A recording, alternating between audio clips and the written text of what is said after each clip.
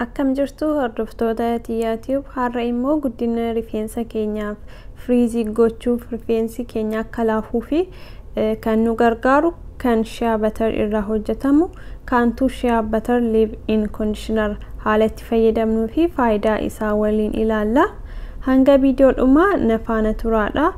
Namoonni haaraa taatan chaanaalii kiyyaaf subscribe gochuudhaan gara maatii keenyaa dabalamaa isiniin jedha. Video kanas yoo jaalattan like gochuu hin dagatina.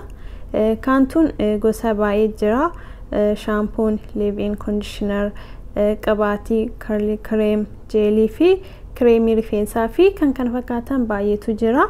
Har'a video kana irratti kantu shea butter leave-in conditioner ilaalla.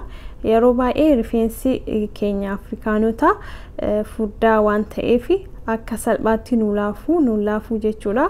Keessattuu yeroo miiccinee geessinutti baay'ee nu rakkisa, walitti qabata, ni baa'ata, bifa barbaanneen qabsiisuuf nutti mijatu jechuudha. Akkuma beektanitti conditioner kan fayyadamnuuf rifeensa akka addaan nu baasuu fi akka laaffisuu fi garuu baay'inaan rifeensi keenya gogaa fi furdaa yoo ta'e erga dhiqannee booda yoo goggogu homaa jijjiirama irraan argannu jechuudha. Shampoo conditioner sanirraa jechuudha. Video kana irratti kan isinitti mul'isu dibannee kan hin lolla'annee fi rifeensa keenya irratti dibannee kan bulchuu dandeenyuu fi rifeensa kan addaan nuuf babaasuudha. Kantu shea butter leave-in conditioner rifeensa laaffisuu qofa osoo hin taane bareedina rifeensa keenyaa nuuf eega. Proteiniin kan badhaadheedha. Rifeensi akka hin babbaqaqne akka hin caccabne gochuuf nu gargaara. Akka qabaatiitti fayyadamuu ni dandeenya. Conditioner kan jedhamee fi baay'inaan amala rifeensa laaffisuu waan qabuuf yeroo ammatti namoonni baay'ee oomisha kana ni fayyadamu. Akkasumas gabaa irrattis barbaadamaa ta'aa jira. Rifeensa keenya moisturize nuuf godha.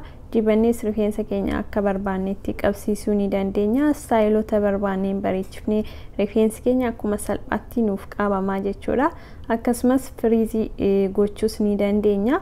Of keessatti haala zayitummaa qabuun rifeensa akka cululuqee bareedu nuuf godha jechuudha.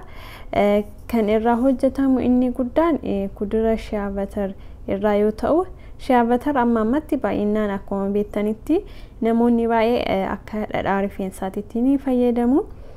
Iddoo dhadhaa rifeensaas nuuf bu'aa jechuudha. Rifeensa nuuf jiisuuf, laaffisuuf nuuf gargaara shea butter. Proteiniin illee kan badhaadhe waan ta'eef baay'ee bareedaadha. Rifeensa keenyaaf shea butter osoo fayyadamne gaariidha jechuudha. Iddoo dhadhaa nuuf bu'aa. Haalli fayyadamiinsi isaas rifeensa keenya shaampoon sirriitti erga qulqulleessinee booda jiidhaa akkuma jirutti leave-in conditioner itti dibne rifeensa keenya filachuu yookaan immoo brush gooneetiniini saniin booda staayilii barbaanutti qabsiisuudha. Qabsiisuu yookaan immoo friizii gochuu barbaanne immoo rifeensa keenya foonee hanga goguutti bulchineetiniin ganama hiikuudha. Ganama yeroo hinnetti friizii sun bareedaa fi akka barbaannetti staayilii barbaanneen hidhuu ni dandeenya jechuudha. Kantu leave-in conditioner eessatti argannaa warroonni naan jettaniif immoo Ameerikaa yookaan Awurooppaa warra jirtaniif Walmaartii ni argachuu ni dandeettu. Oomishoota isaa baay'ee jira Walmaartii keessa jechuudha. Jeelii isaa soo barbaaddanii qabaatoo isaanillee yoo barbaadan achi keessaa ni argattu jechuudha. Warroonni biyya biraatitti argamtan immoo iddoo shaampoo yookaan conditionerii qabaatii uumama gurguramutti faarmasiis ta'ee iddoo biraatitti gabaatti argachuu ni dandeessu jechuudha. Akkasumas warroonni online irraa order gochuu barbaadan immoo Amazon irraa bitachuu ni dandeessu. Linkii isaa yoo barbaadan description boxii keessatti isiniif kaaya. Gaafis ta'ee yaada qabaattan komentii irratti naaf barreessaa. Waan na daawwattaniif guddaa galatoomaadha. Hanga viidiyoo biraatii walitti deemnutti viidiyoo kana yoo jaalattan obboleeyyan keessaniif share godhaa. Akkasumas like gochuu hin dagatinaa jechuudha. Kana fakkaata viidiyoon har'a qabadhee isinii dhufe hanga viidiyoo biraatii walitti deemnutti nagaatti naaf tura.